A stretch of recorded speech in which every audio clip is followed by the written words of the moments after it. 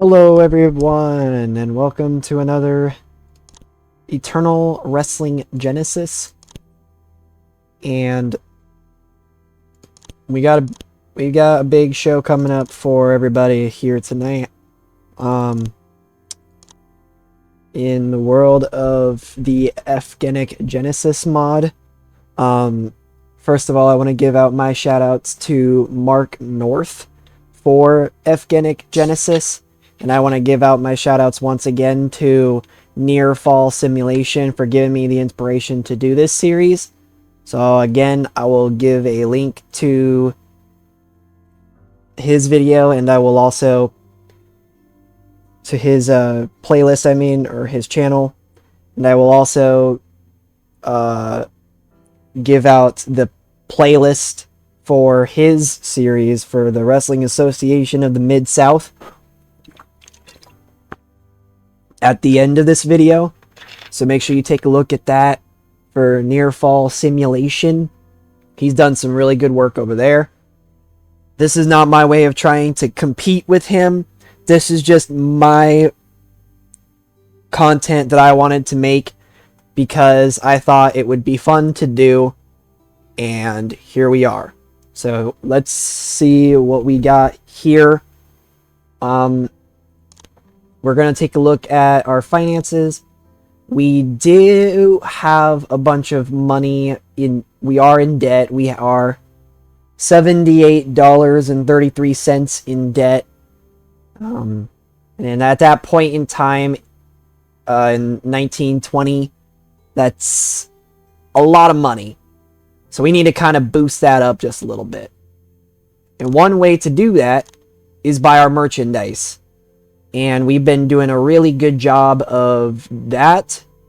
We are 47% of the way towards getting to level 3 on the merchandise. Our production isn't the greatest either, but that's okay because we're still trying to just put up the best shows that we can. I have decided I will alter the booking team. There are some people that are going to be solid on booking skill, like Emilio Suarez, for example. Potentially.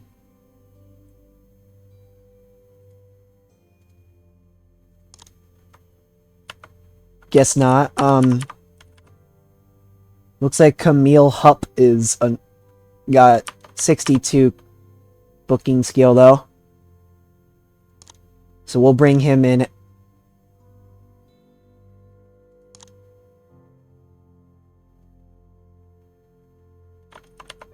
And we'll bring in Frank Norris.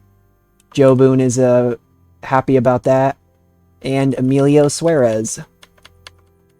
Ultimate Dog has pretty good booking skill too, but I don't think we're going to bring in Ultimate Dog just yet. Maybe we will if Camille Hupp ends up not doing so great with us.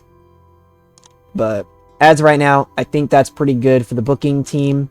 We will also bring in a head trainer for us.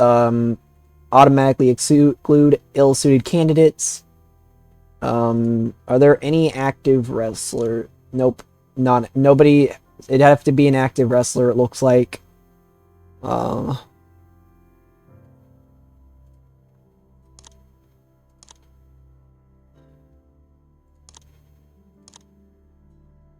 that's unfortunate.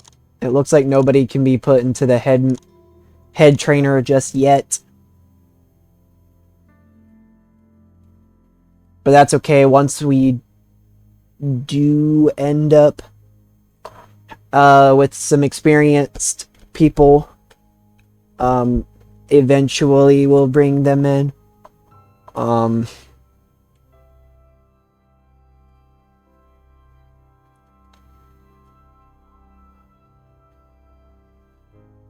Even Herzog is not available to be brought in.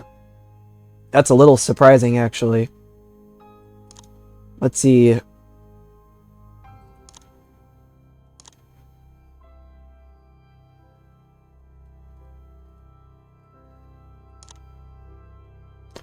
Looks like we could bring in a couple of guys for the travel organizer.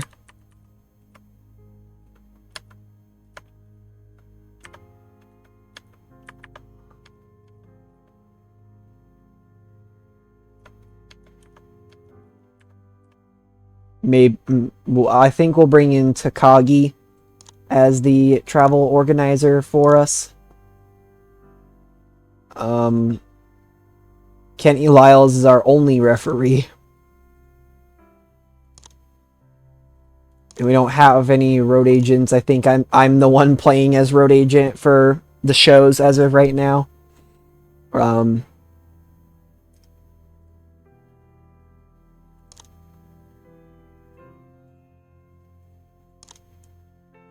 We don't really need any chief enforcers.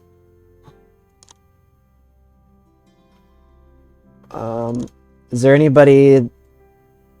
Nope, nobody to bring in as locker room leader either. Good to know.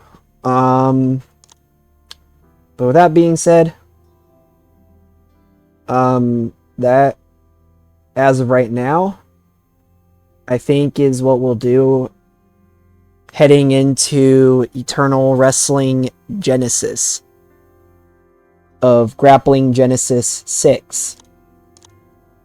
I'll be right back in just a little bit. Alrighty. Cade Bennett has relocated and is now in New England. Good job there.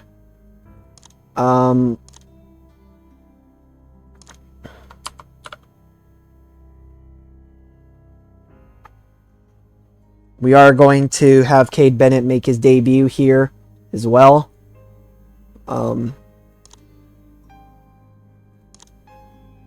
We'll alter his contract. And has anything been...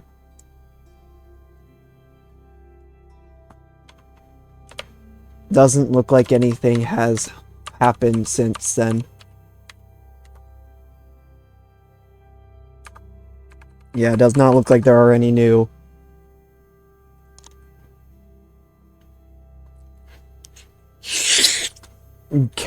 new workers that have come in.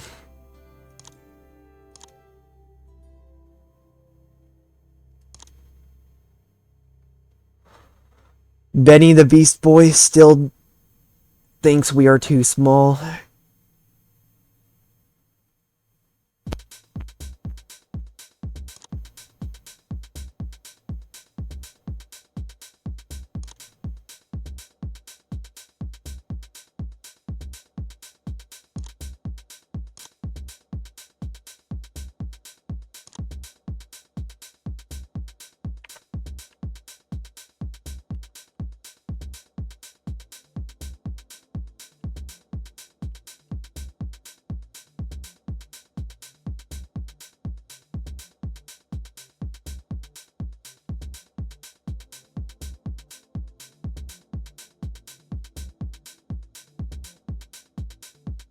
But anyways, we're getting into Grappling Genesis 6 now. That is tonight.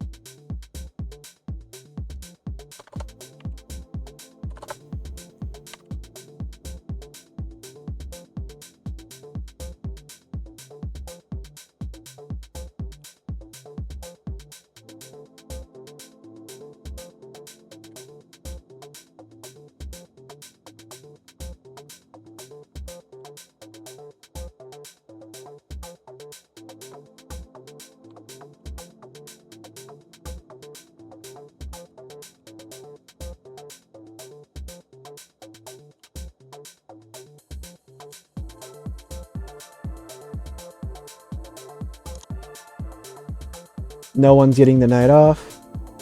Generic venue.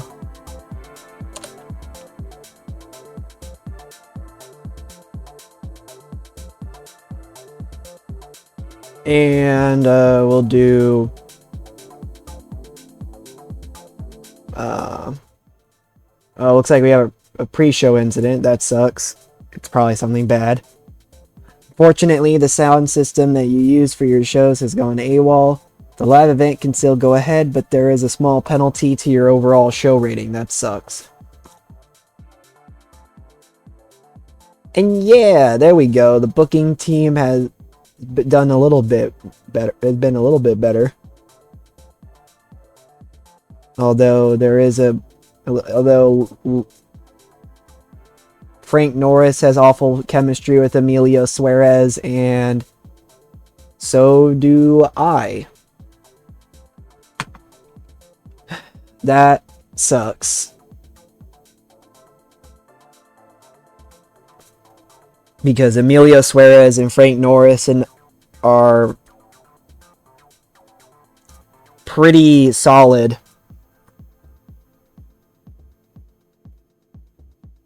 As well. So that kind of sucks.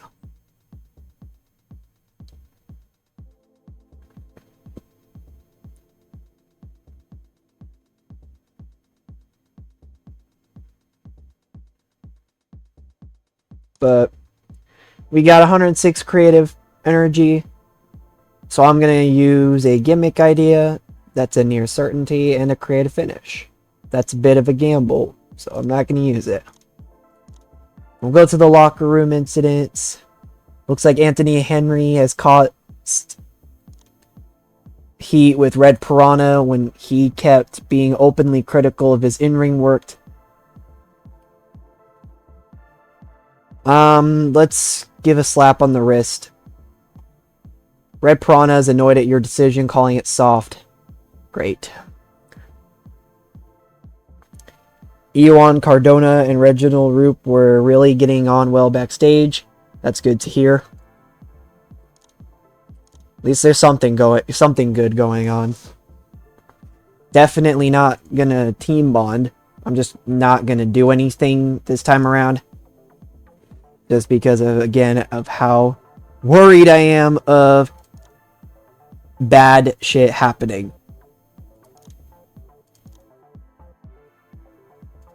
But I'll be right with you in the results page. Now we're getting into the action. We're back into it. And it's time for a pre-show matchup. I know I said I probably wasn't going to do pre-show matchups, but I changed my mind. And I'm pretty sure I did a pre-show matchup in the past, but anyways, let's get into it. This pre-show bout had ended up getting 11 anyways, so it probably was better this was a pre-show matchup in the first place. Got a couple of people making their debut just to kick off the show. Plus, to be fair, there is no broadcasting going on at the moment, so that also just kind of makes it like kind of part of the show in its own way too. It's a little bit of a cheat code, I guess. Because the crowd doesn't really care too much anyways about it. Yamabe's Patriot gimmick was poor. Zakaria Brown's Psycho gimmick was great. And Zakaria Brown was really off his game. Otherwise, his in-ring performance probably would have been close to a 20. We just have a lot of guys who are really inconsistent at the moment. But we continue on to open the show with Takagi taking on Joe Boone. And yeah, I figured this matchup would be pretty solid. I did expect it to be a little bit higher on the match rating, but I'm not going to complain too much. We did get the show off to a strong start, and that is ultimately what the whole idea is. And we saw Emilio Suarez and Levi Andrews team up together against Red Piranha and Iwan Cardona. Just a little bit of junior heavyweight action for the most part here. I don't really think Red Piranha is a junior heavyweight per se, but that's besides the point. Emilio Suarez and Levi Andrews did defeat Red Piranha and Iwan Cardona in 6-11 when Levi Andrews made Red Piranha tap out.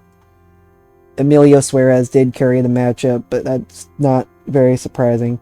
The reason why Red Piranha and Iwan Cardona took the loss here, though, was mostly because of what happened to Red Piranha. He ends up getting taken out by Frank Mesger, and Frank basically just Emilio Suarez and Levi Andrews stare at Frank Mesger. They're not really sure what to think of it, but they end up going for the pinfall anyways and taking the win.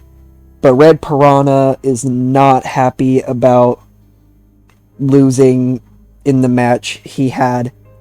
So he goes up to Frank Mesger and they end up having a brawl as Red Piranha starts pushing him around, being like, "What's your problem, man?" And they just get into a huge brawl. Is kind of the whole idea here. But now up next, Anthony Henry is backstage, just kind of gloating about himself once again, saying that he's the absolute best at Eternal Wrestling Genesis, you know, doing his usual, I'm the best and no one else is good and on my level kind of stuff here by Anthony Henry. And Cade Bennett takes on Antonio Barriga one-on-one, and I gotta say, this matchup was better than I anticipated it was gonna be. But it still was not amazing by any means. In a bout with subpar wrestling and non-existent crowd heat, Antonio did take the win by 6-13 by pinfall with a flying tackle.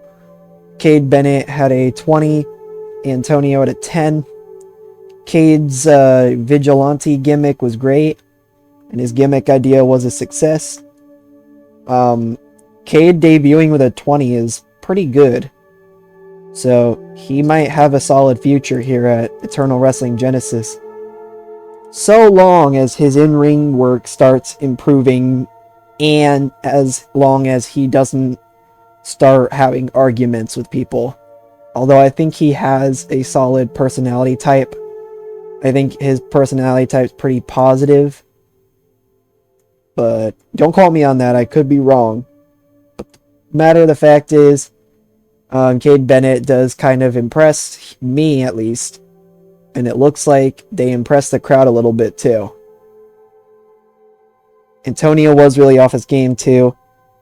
So that probably would have brought him up to like a 15, maybe. But even then, not much of a difference. PT Searles goes one-on-one with Anthony Henry. And in kind of an upset, PT takes the win over Anthony Henry in 5:32 with a flapjack. And then Anthony Henry just kind of starts going ballistic. I didn't really have any road agent notes or any angles to be made here. But he doesn't really do too much. He's just more kind of like, what just happened?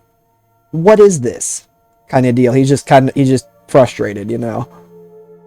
And he takes his frustrations out a little bit on the fans, but for the most part, he's not really doing too much otherwise. As we move on, Darren Kearton takes on Tim Leroy in some junior heavyweight action.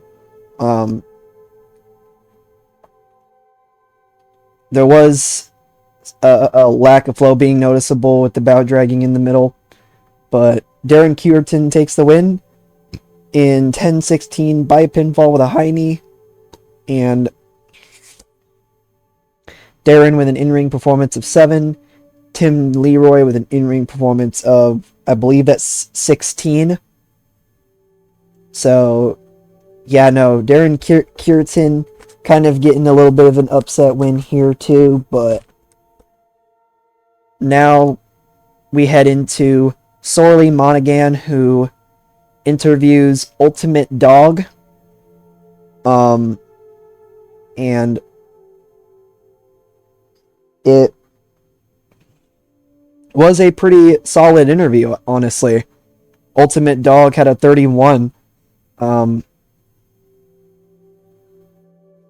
I thought that Ultimate Dog would have done a little bit worse. He managed to impress me a little bit. So maybe we get Ultimate Dog into some more promos. Who knows? But I think Sorely Monaghan might have boosted this a little bit too.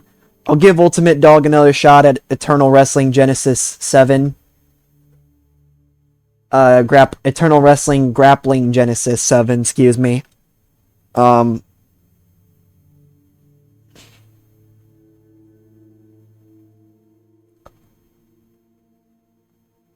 So yeah, let's get into our main event now, though, between Friedrich Herzog and Saita Kuroki. Kind of the two top heavyweights at EWG right now. Joe Boone kind of up there too, for sure. But we only get a 28. That's a little disappointing. But it was about with decent wrestling but little heat.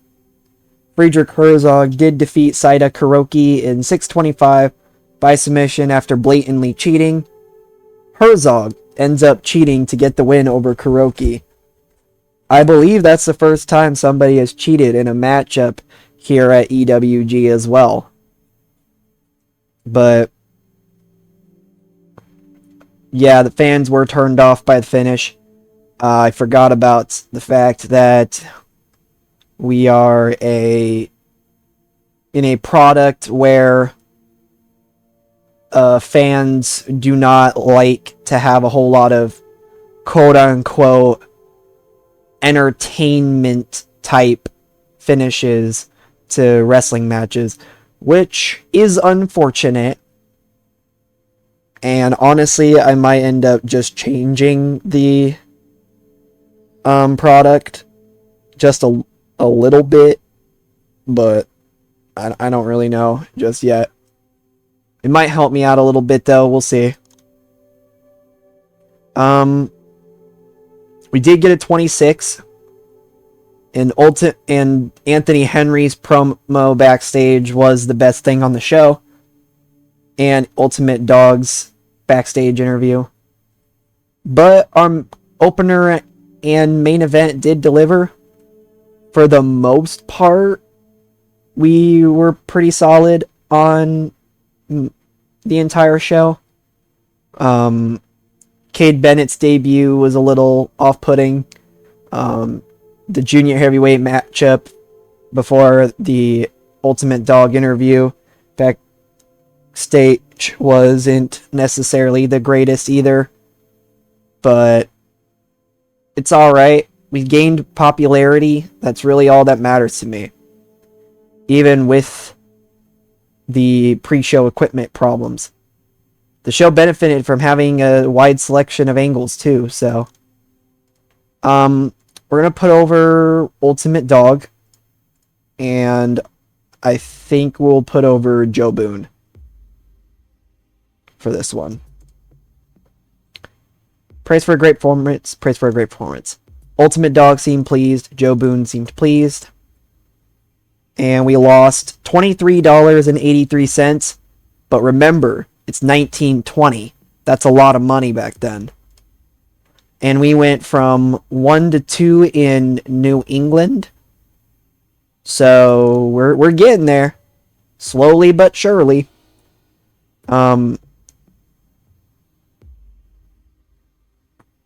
EWG's Grappling Genesis 6's feedback was better than you'd expect from a company that tiny. That's basically just the game's way of saying, you sucked, but it's okay, because your company sucks. Is kind of what I get out of that, but... Or that your company's small, I mean, not necessarily that it sucks, but... We want more than just that. We want to be, awesome. But we'll get there. We've got a bunch of guys, though, that just aren't necessarily there in terms of all things, but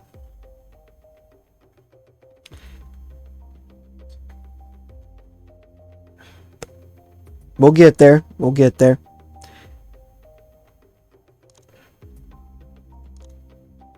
But if Anthony Henry keeps trying to do a bunch of... keeps trying to stir up trouble, then we might have to end up getting rid of him as much as he throws out good performances for us. I would rather have a backstage environment where people aren't arguing with each other and trash talking each other and doing all this banter, for a better way to, for the lack of a better term, all the time.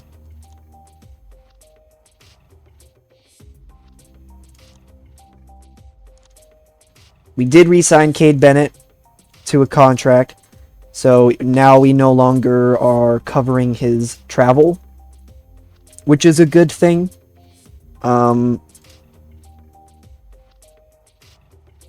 Anthony Henry's still based in the Southeast, therefore his travel cost is still going to be covered.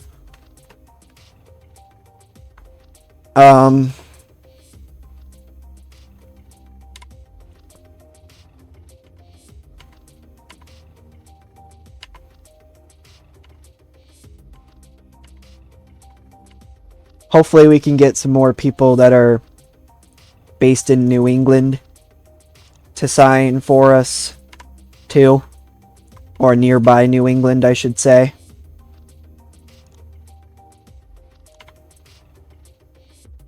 So the Tri-State is also a region that our travel isn't paid for.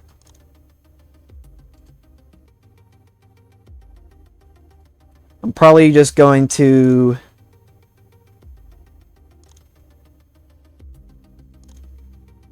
move myself over to New England.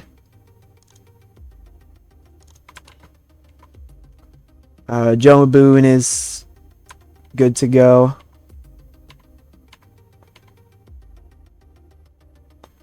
Kenny Lyles is still based in the Southeast. But he's also contracted to SPW because he's our only referee at the moment.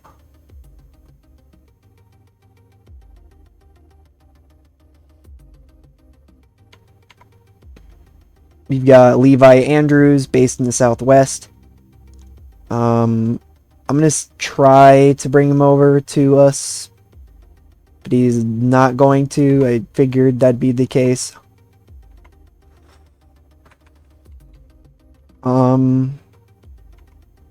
Bunch of Southeast guys, but that's also because it's probably mostly because of SPW.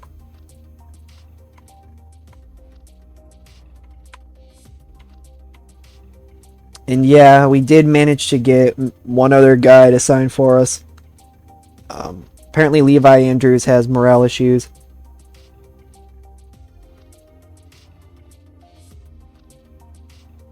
Oh, he's annoyed at being refused a booking team place. Huh.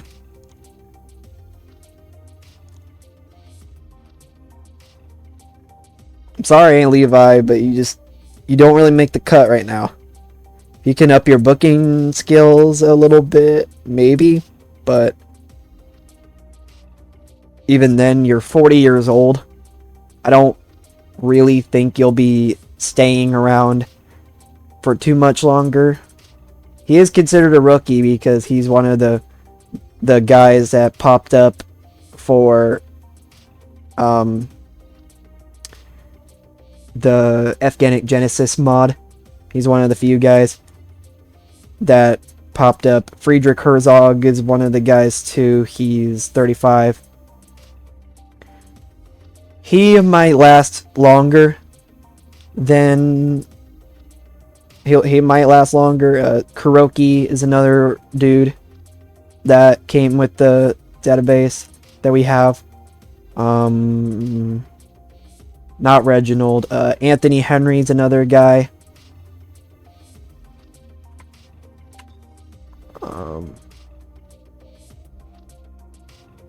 Pretty sure Daniel Loisel also. Frank Norris is another guy.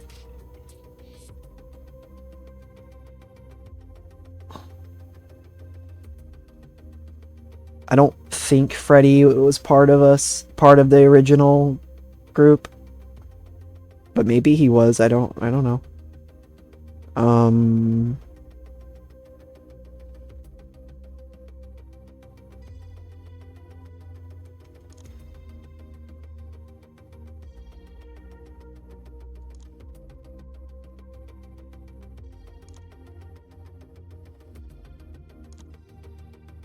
I don't really remember, but the point is there are some guys on the roster that are part of the original database, but most of the idea of the whole database in general is to have it be the birth of professional wrestling.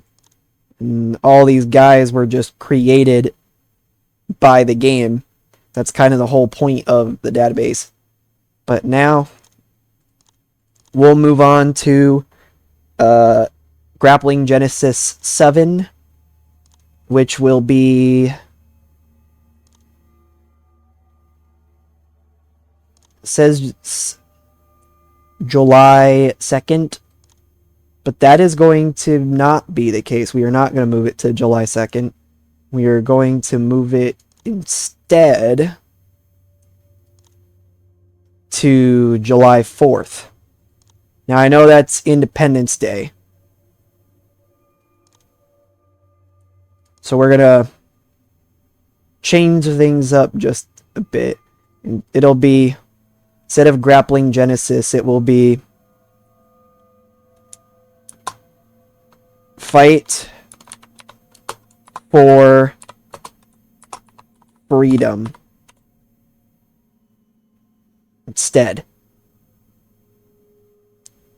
That will be the next show, and then we will do Grappling Genesis 7,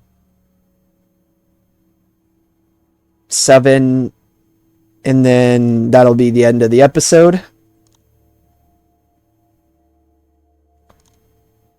Okay, Cardona has re-signed with us.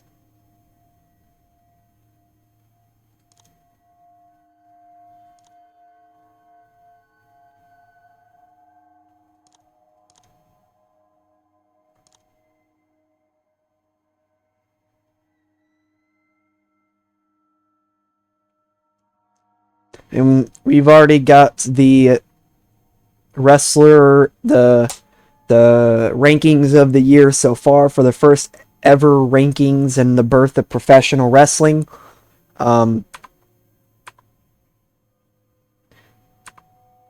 Male young wrestler of the year so far is going to Emilio Suarez, which is good to see for him. He probably will end up being on the leaderboards at some point by the time 1920 ends. Show of the year so far was Grappling Genesis, the first ever Grappling Genesis, it looks like. Maybe even Grappling Genesis 2. Looks like Grappling Genesis 2 was show of the year so far. We look to make that trend for us. Match of the year so far went to Emilio Suarez and Daniel Loisel at Death Sentence 1. We're hoping we can make a better match than they can, but that match was like a 52 or something like that. And we are nowhere near close to that at the moment. And EWG is Company of the Year so far. Good to see there. And Daniel Loisel is Male Wrestler of the Year so far. And Emilio Suarez is now in the Southeast. But that doesn't really matter to us because that still means we'd be paying for his travel.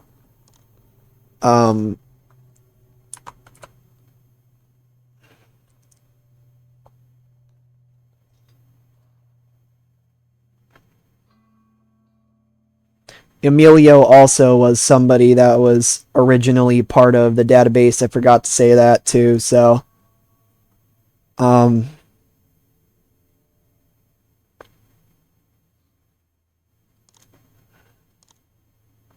looks like Falling Apart was the next show that SPW did.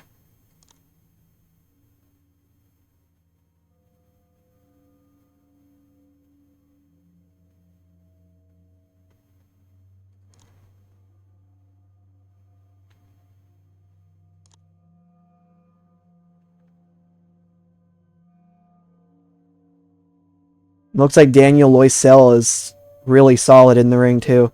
We might need to get him into some more matches in the heavyweight division. Looking pretty stacked. The junior heavyweight division looks like it needs some work, but we'll get there. Emilio Suarez is kind of carrying the junior heavyweight division at the moment. But again, we'll get there. It's just going to take some time, especially with some of the younger guys coming in too. But we'll build their popularity. They'll improve as the time goes by. It'll be all right. We'll get there eventually. But now we head into EWG Fight for Freedom on July 4th. No one's getting the night off. And we will go to, let's do Springfield, Massachusetts for this show. Booking team meeting, we've got 103 creative energy. So let's do a creative finish. It's a big gamble, so we're going to discard that. Creative finish, once again, a bit of a gamble, so we'll discard it again. Oh, thank God there aren't any locker room incidents. I'd rather there be no locker room incidents than a bunch of bad locker room incidents. I would much rather that. We'll inspire everybody. But I got a solid main event that I am wanting to book. Let's get straight into it. And now we are going to a inside the ring promo between Daniel Loisel and Joy Boone. I meant Joe Boone. They ended up first of all, it was Joe Boone who came into the ring, who said that he wanted to make a statement, and he sure did after beating Saita Kuroki, after beating Friedrich Herzog, and after defeating I think there was one other guy he ended up defeating that was a bit surprising for some people too. And basically mentioning that the heavyweight division has been put on notice. But then Daniel Loisel comes walking down into the ring and says, "Really, Joe? Really? You truly think that you are beating all these top guys? Well, look at me. Everyone around the world is saying that I am the best wrestler at the moment, and that Eternal Wrestling Genesis is my home." And Joe Boone and Daniel just kind of go back and forth until eventually they both, until eventually Joe Boone says, if you really want to prove yourself so much, how about we wrestle on the main event later tonight? And Daniel says, let's do it. I'll see you tonight. And so they do. They end up going one-on-one in the main event later tonight for Fight for Freedom.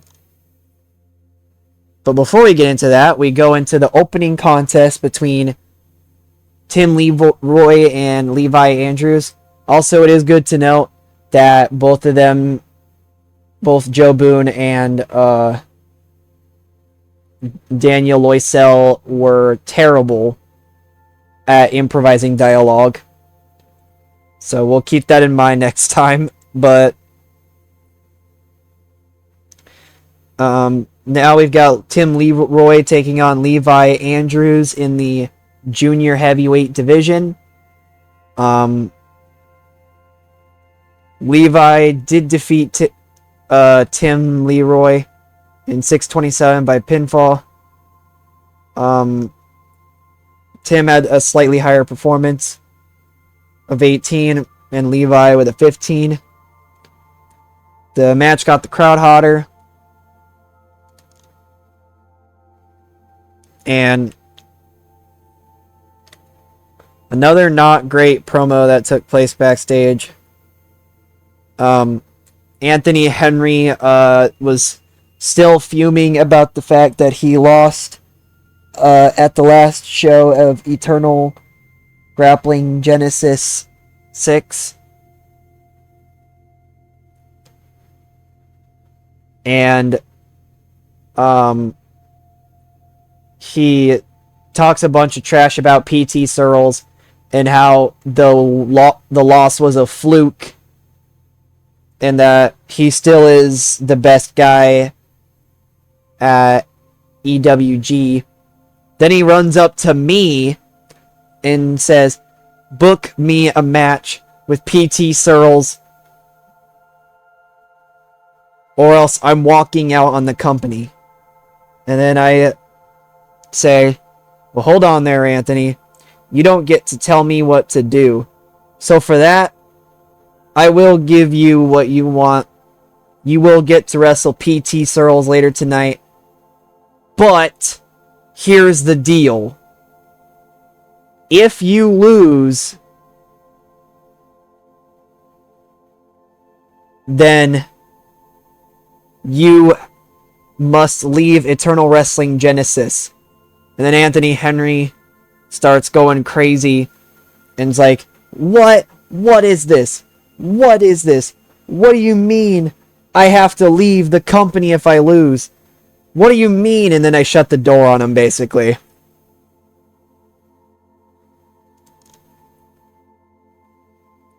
And then Ultimate Dog ended up cutting a promo, just basically stating his intentions that the world is on, that Eternal Wrestling Genesis is going to be put on notice, and that he looks forward to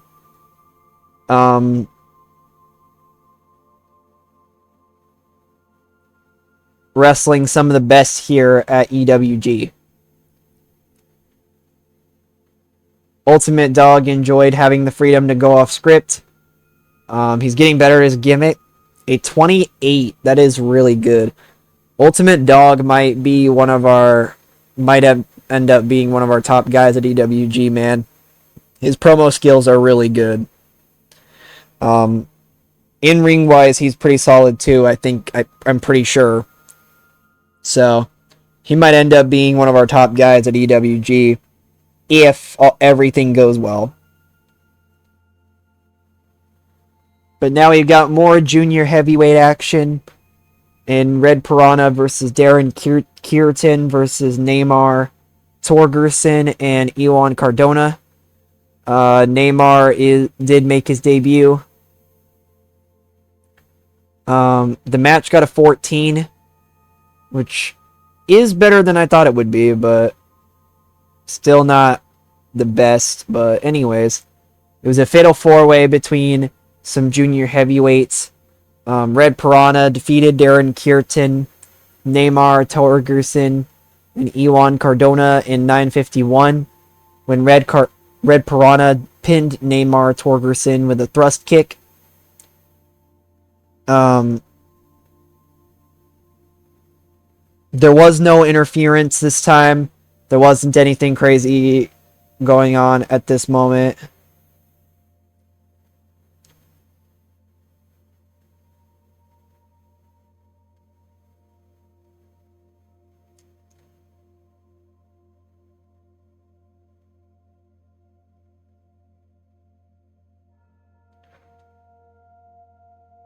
Just some good old-fashioned junior heavyweight action. And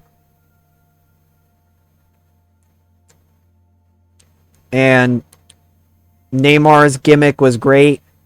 The match had very little drama of flow to it, as nobody in the ring had the psychology to take control properly. And the match fell apart after a bit with no rhyme or reason to the moves. And Neymar Torgerson was really off his game with a 19. So he would have probably ended up having like a 24 or 23 if he wasn't off his game. But solid debut for Neymar. Darren Kierton's ending up not being a very good in-ring performer, though. We did get the crowd hotter, somehow. Anthony Henry and P.T. Searles was outstanding for what we've been doing lately for Eternal Wrestling Genesis. And Anthony Henry did defeat P.T. Searles in 6:03 by submission. So therefore, he will not have to leave EWG.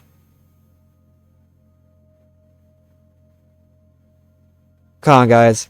You guys should have known we weren't going to kick out Anthony Henry just yet. Yes, he has been stirring up some trouble, but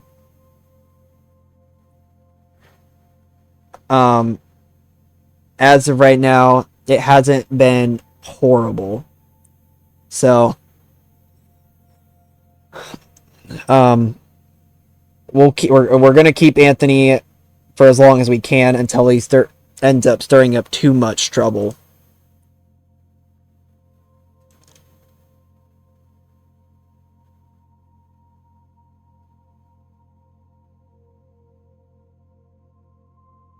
Oh wait, this interview was supposed to happen before his match. Whoops. Oh well. But then we ended up getting a 35. Ugh, that sucks. A 35.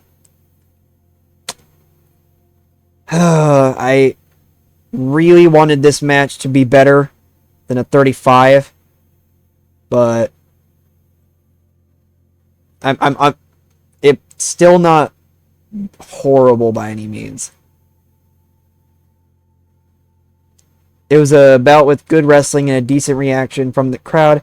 Daniel Loisel did defeat Joe Boone in 10:28 by pinfall. The match was designed so the wrestlers could go out and try to steal the show. Maybe that's why the rating was so low. It's because I had them steal the show. Maybe I'll have them go again in a rematch at some point and then have it not be a steal the show and see how it goes there. But Daniel Loisel definitely made a statement here, defeating a guy in Joe Boone who's been beating some of the top guys in Eternal Wrestling Genesis right now. This show kind of went to crap until after Red Piranha's win. The last 3 segments here. But 31 is still not horrible. We gained popularity. I'm gonna put over Daniel Loisel, and I'm gonna put over Ultimate Dog once again. Praise for a great performance. Praise for a great performance. Daniel Loisel seemed pleased. Ultimate Dog seemed pleased. We ended up losing $10.90. So we now have $12. I mean, we are $129.21 in debt at the moment, which is not very good. But we went from 2 to 3 in New England, so the popularity's starting to increase more and more, which is good. And we will get into Eternal Wrestling Grappling Genesis 7 next. And that will be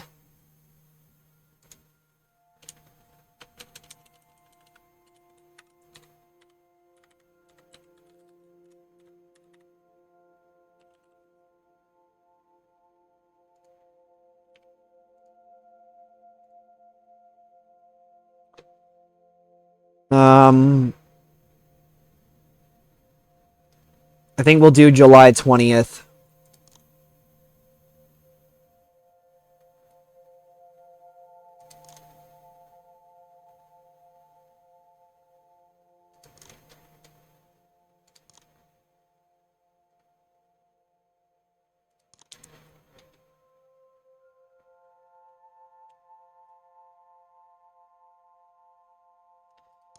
Our backstage locker room morale is average.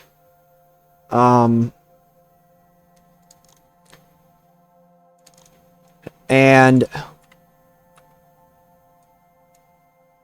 I do want to keep Darren Kearton, but he's all just not doing very good in terms of wrestling at the moment. It does look like he might be good on the mic, though. So we might give him a chance to cut a promo. Maybe get him to do a couple more things with EWG. But at the moment, I just don't think he's going to be much help in bringing us at a point where we want to showcase him to be a top guy at junior heavyweight. He has an egomaniac personality type anyways. So I don't know, man. We'll give him a shot at cutting a promo. But if he ends up not doing as good as I thought he was gonna, then we might just have to end up getting rid of him. I'm trying to give myself as good of a roster as I can. And Darren's just not really cutting it at the moment. I know he's young. I know a lot of these guys are not throwing out the best in-ring performances, but there are better rookies that are throwing out like 20s at the moment. There are a lot of guys out there that are throwing 20s, and it's just like, those are the ones that are going to end up having a future. So, as much as it pains me to already have to declutter the roster, get rid of some of the guys that I've been trying to build to be top guys, some of these guys just aren't doing it for me at the same time.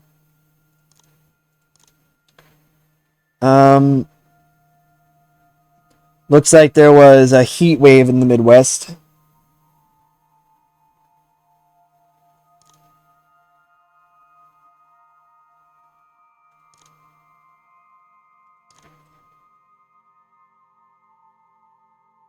Red Piranha has morale issues. He's upset by Anthony Henry's and my handling of Anthony Henry, trash talking him basically.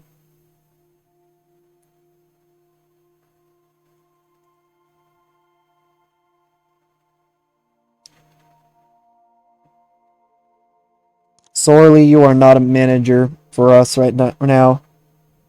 Right now, Sorely is just an interviewer.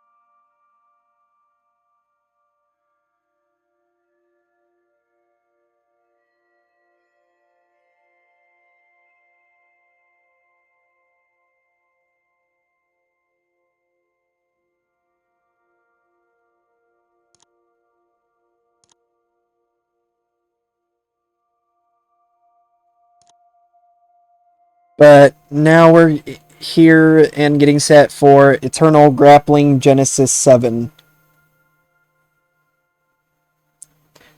No one's getting the night off. And we will go to Boston.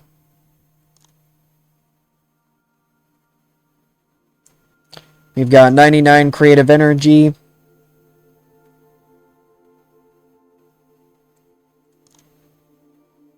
Oh, whoops. Oh, well.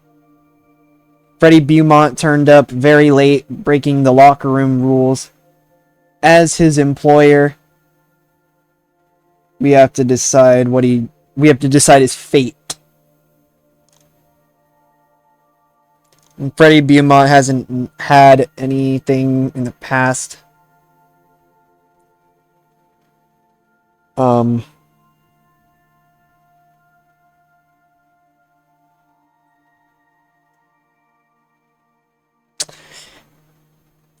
I'm gonna try to give a stern warning and see what happens. Had a small positive impact on Freddy. He's happy at the action. I'm not really sure what that means, but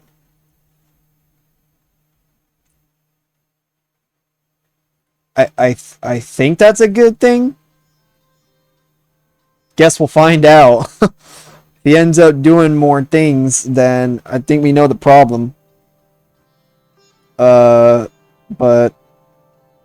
hopefully that'll get him to quit doing bad things. We'll see. Neymar has a creative finish. Friedrich Herzog has a creative finish. PT Searles has a creative finish. I don't really want to do team bonding just yet. Let's medal.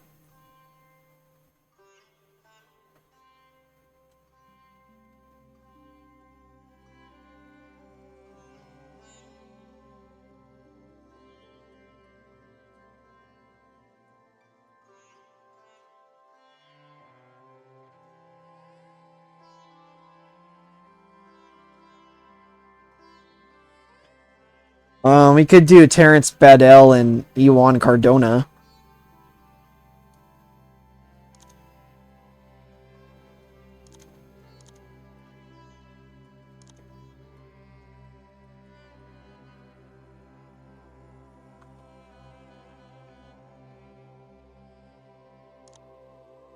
But I will now be back at the results page. Alrighty, and now we're getting set for Eternal Wrestling Grappling Genesis.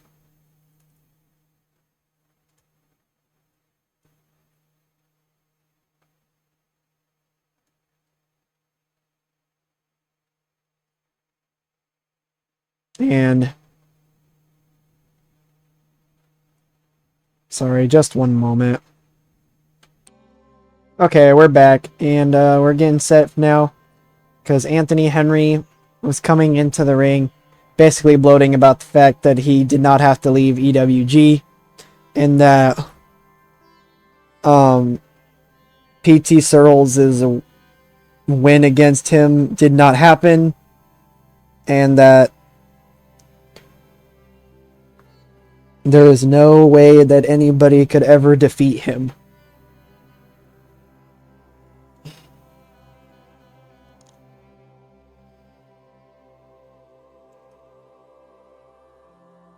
And then we saw Herman Fish take on Terrence Badell.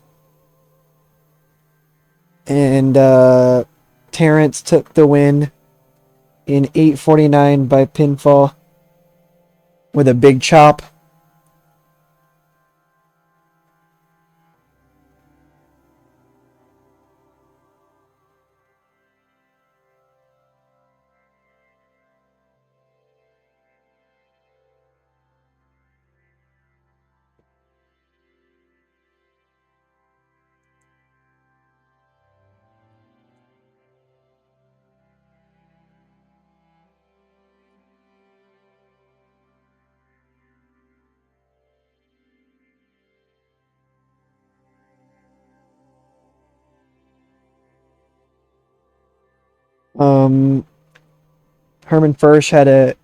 Herman Fish, excuse me, had an in-ring performance of 12, and Terrence had an in-ring performance of 16.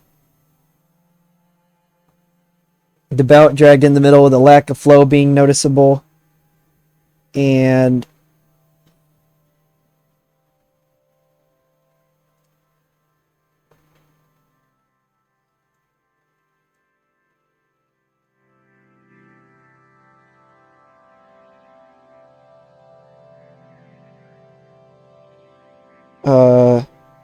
these two don't click at all, which sucks.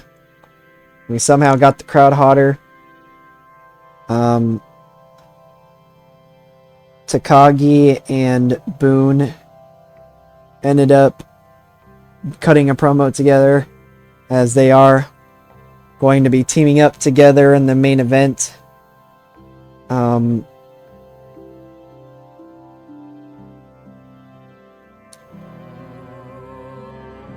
Takagi was held back by the language barrier, but nonetheless, these two did a good job together.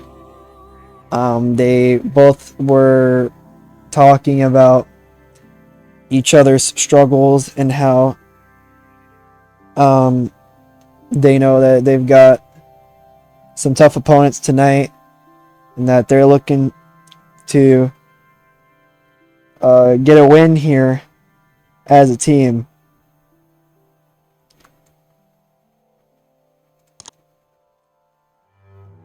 In a poor matchup, Red Piranha defeated Levi Andrews in 5:48 by pinfall with a thrust kick.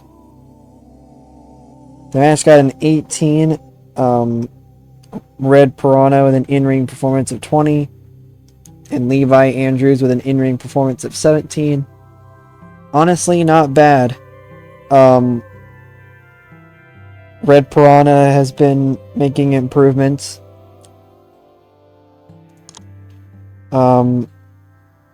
And Kaisen Kim and Daniel Loisel are the ones they were talking about. The other tag team that was Joe Boone and Takagi ended up mentioning. And these two also kind of, well, Kaisen Kim is talking, but Daniel Loisel is just kind of there. And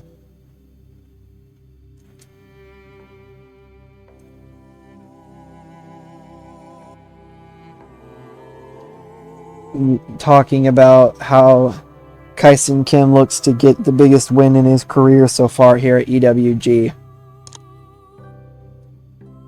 Darren Cureton also ended up cutting a promo. That got a 21. So I probably will end up just getting rid of Darren Cureton. But he is looking for a spot for the junior heavyweight division too.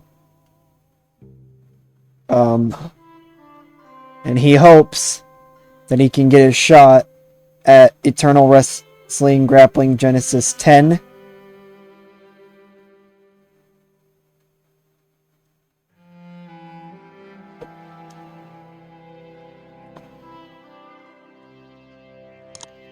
As we go to a 30 in our junior heavyweight contest between Cardona and Suarez. Emilio Suarez defeats Iwan Cardona in 11:58 by pinfall.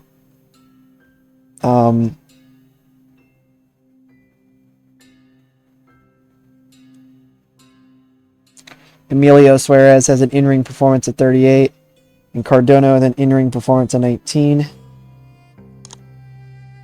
Levi Andrews ends up cutting a promo talking about his loss to Red Piranha, but he also acknowledges that there are improvements he could make and that this is not the end for him in the junior heavyweight division. Then we get a 26 for our main event. Kind of figured this match would not deliver like I wanted it to, but Daniel and Joe doing a great job once again. Daniel with a 31 and Joe Boone with a 34. Kaisen Kim at a 13 and Takagi with a 22.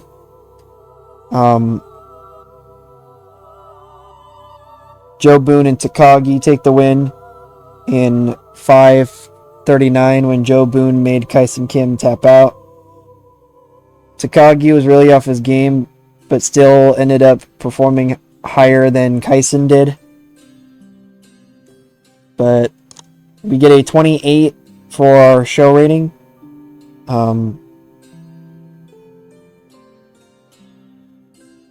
Levi Andrews' promo was the best thing on the show.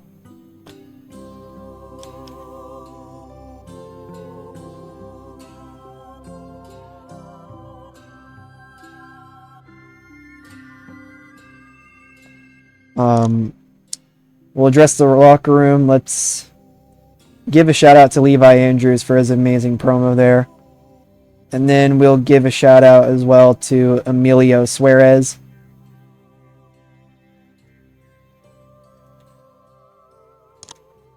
Levi Andrews seemed pleased. Emilio Suarez seemed pleased. And we lost $12.44. And we're $45.95 in debt.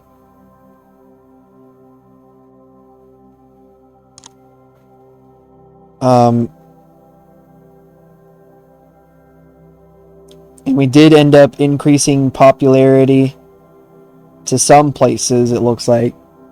We went from 3 to 4 in New England, 1 to 2 in the Tri-State, 0 to 1 in the Mid-Atlantic, and 0 to 1 in the Great Lakes, 0 to 1 in Western Europe, and 0 to 1 in Iberia.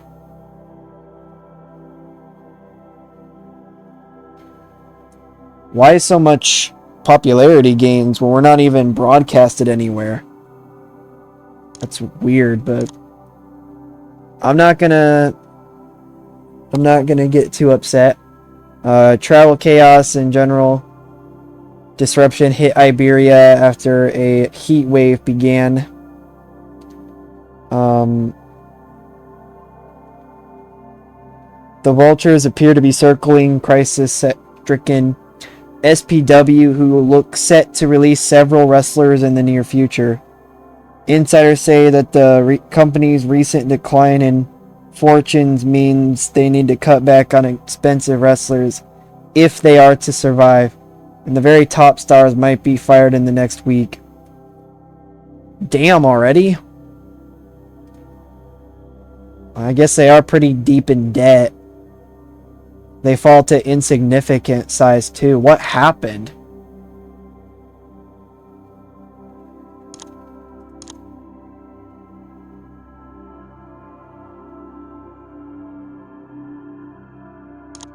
That is really weird. Kind of crazy too, though. I think I'm gonna start upgrading the merchandise again to level 4.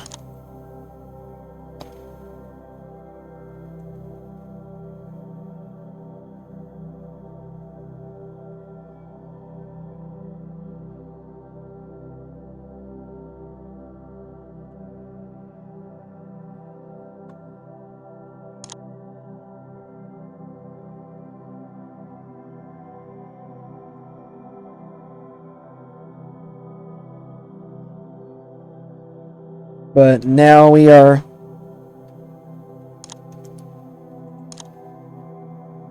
going further on into Eternal Wrestling Grappling Genesis 8. We'll move Eternal Grappling Genesis 8 to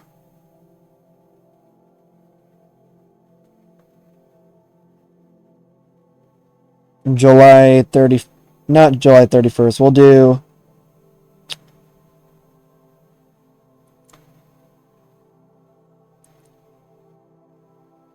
do August 1st.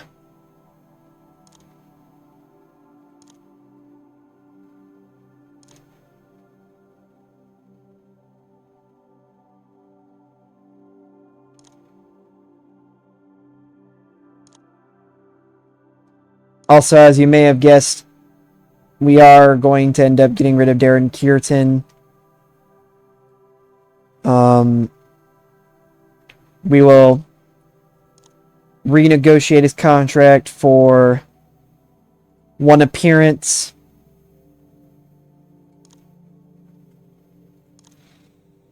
And then